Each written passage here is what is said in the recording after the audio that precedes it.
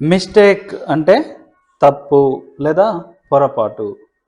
అనుకోకుండా లేదా అవాంఛనీయ ఫలితాన్ని ఇచ్చే పనినే మనం తప్పు లేదా పొరపాటు అని అంటాము. కొన్ని ఎగ్జాంపుల్స్ చూస్తే చూడండి ఇక్కడ.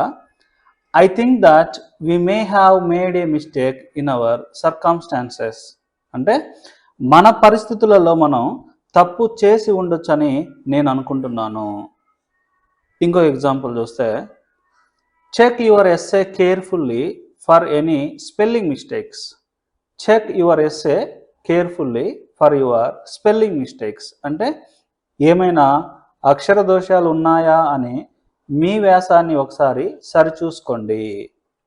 ఇంకో ఎగ్జాంపుల్ చూస్తే he realised his mistake and apologised immediately. He realised his mistake and apologised immediately. అంటే అతడు తన తప్పును గ్రహించి వెంటనే క్షమాపణ కోరాడు. అతడు తన తప్పును గ్రహించి వెంటనే క్షమాపణ కోరాడు. ఇంకొక ఎగ్జాంపుల్ చూస్తే it was my mistake to leave the door unlocked.